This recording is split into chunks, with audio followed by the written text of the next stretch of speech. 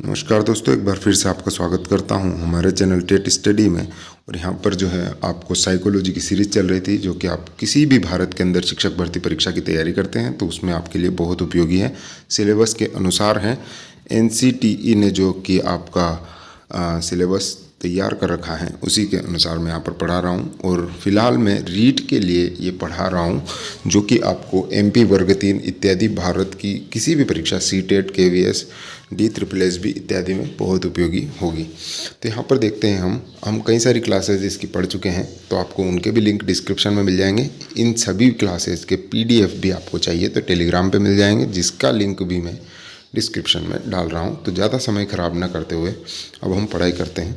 तो यहाँ पर हम देख रहे हैं प्रयोगात्मक विधि। इससे पहले हम जो है मनोविज्ञान का इतिहास पढ़ चुके हैं, उसकी शाखाएं पढ़ चुके हैं, परिभाषाएं याद रखने की बहुत अच्छी टेक्निक पढ़ चुके हैं, अंतर्दर्शन और बहिर्दर्शन विधि पढ़ चुके हैं, और शिक्षा मनोविज्ञान के बारे में कुछ अच्छे से जान चुके हैं, उसके इतिहास के बारे में। तो यहाँ पर अब हम देख रहे हैं प्रयोगात्मक विधि, जिसके मैंने बहुत सारे एग्जाम्स में क्वेश्चन देखे हैं।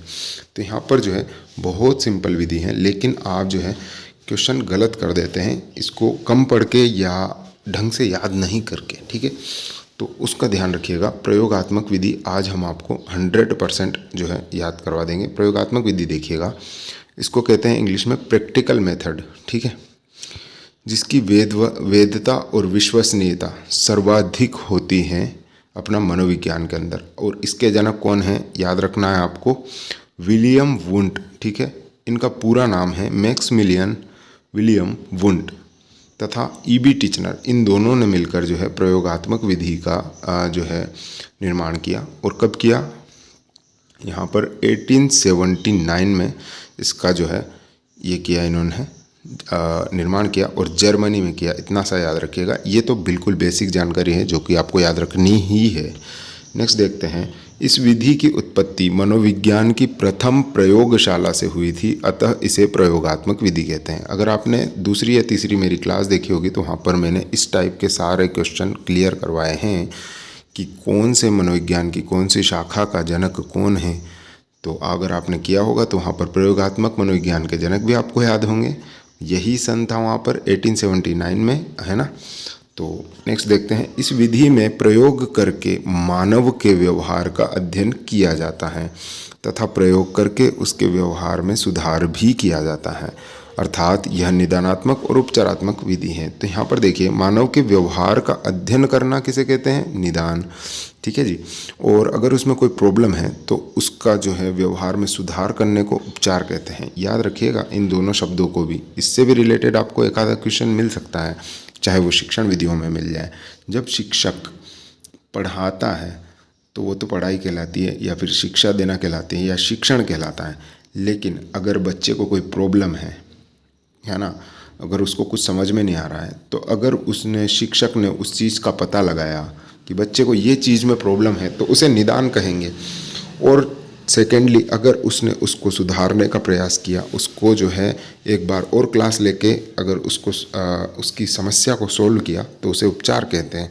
और उस शिक्षण को जो प्रॉब्लम को सोल्व करने के लिए किया जा रहा है, उसे उपचारात्मक शिक्षण कहते हैं। इन तीनों शब्दों को आपको याद रखना है, बहुत ही इम्पोर्टेंट है। नेक्स्ट देखिएगा, इस विधि में शिक्षण प्रक्रिया का केंद्र बिंदु अध्यापक को माना गया है।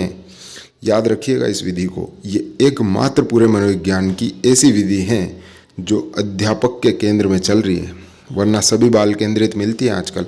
इस विधि में शिक्षण प्रक्रिया का केंद्र बिंदु अध्यापक को माना गया है, अर्थात व्यवहार के अध्ययन की। ठीक है जी, व्यवहार के अध्ययन की एकमात्र ऐसी विधि है जो अध्यापक केंद्रित हैं। ठीक है, यानी अध्यापक के ऊपर केंद्रित है ये विधि।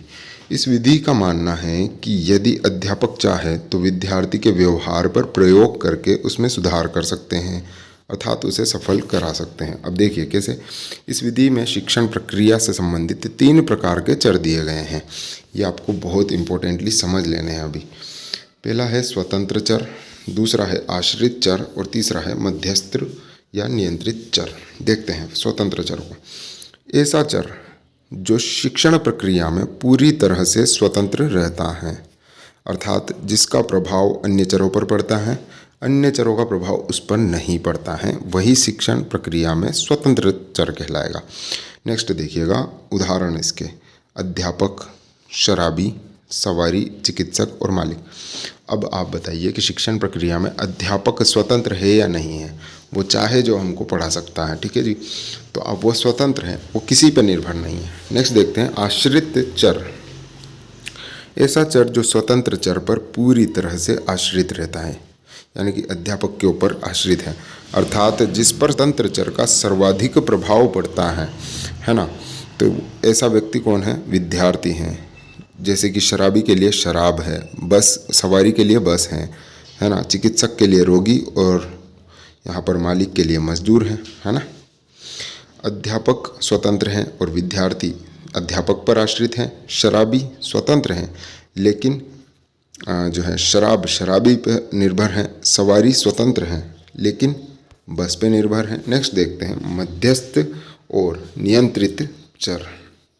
ऐसा चर जो स्वतंत्र और आश्रित चर के मध्य नियंत्रित रहता है ना, या दोनों को लिंक करता है, अर्थात दोनों के मध्य संबंध स्थापित करता है, जैसे कि पाठ्यक्रम, नशा, किराया, बीमारी, फैक्ट्री आदि। अब ये तीनों जो हैं उदाहरण इनके जुड़े हुए हैं। देखते हैं अध्यापक स्वतंत्र चर है, बीच में कौन है? पाठ्यक्रम, और कौन आश्रित है? विद्यार्थी। शराबी स्वतंत्र चर है, बीच में कौन है? नशा चाहिए उसको इसलिए, और यहाँ पर जो है शराब आश्रित चर है। सवारी स्वतंत्र है ना, उसको क्या करना है? किराया, और यहाँ पर बस जो है आश्रित चर है यहाँ पर। इसी प्रकार से नेक्स्ट उदाहरण भी आप देख लीजिएगा। अभी हम इसके गुण और दोष देखते हैं। गुण देखेंगे, यह एक वस्तुनिष्ठ और वैज्ञानिक विधि है, तभी इसके प्रमाण दिए जा सकते हैं, सबसे अधिक प्रमाणिक विधि है ये। सेकेंडली बात करते हैं, इस विधि की वैधता और विश्वसनीयता सबसे अधिक होती हैं। इस चीज़ को आप याद रखना। व्यवहार के अध्ययन की ऐसी कौन सी विधि है जिसकी विश्वसनीयता सबसे अधिक होती है, और अगर आपको ऑप्शन में ये विधि दिख जाए तो आपको 100% लगानी ही है, यही सही होगा।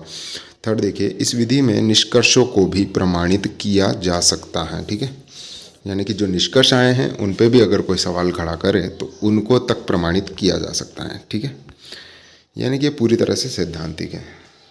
अब यहाँ पर हम देखने जा रहे हैं इसके दोष। अगर इसकी कुछ खासियत है, ये बहुत अच्छी है, प्रामाणिक है, सबसे अच्छे से इसका व्यवहार का अध्ययन कर सकती है, तो इसके कुछ दोष भी हैं। सबसे अधिक खर्चा भी इसी में होने वाला है यहाँ पर, ठीक है, प्रमाण के लिए सबूत इकट्ठे करने के तौर पर। सेकेंडली देखते हैं, सामान्य व्यक्तियों द्वारा इस विधि का प्रयोग करना संभव ही नहीं है ना, इसके लिए जो है अपना अनुभवी लोगों की ज़रूरत होती है। थर्ड देखिए, इस विधि का प्रयोग केवल नियंत्रित परिस्थितियों में ही किया जा सकता है। तो दोस्तों आज हमने पढ़ा है यहाँ पर अपना प्रयोगात्मक विधि या प्रैक्टिकल मेथड जिसको कहते हैं, जो कि बहुत इंपॉर्टेंट है आपके एग्ज़ाम के लिए। तो दोस्तों अगर आप लास्ट तक देख रहे हैं तो प्लीज़ लाइक कीजिएगा, इसका PDF ज़रूर डाउनलोड करिएगा एक बार रिवीजन के लिए, और अपने पास या अपने फाइल में सेव कर लीजिएगा, या फिर टेलीग्राम चैनल को आप ज्वाइन कर लीजिएगा, वहीं पड़े रहेंगे। तो दोस्तों इस वीडियो को लाइक कीजिएगा, मिलते हैं नेक्स्ट क्लास में बहुत जल्दी, और धन्यवाद। भारत माता की जय।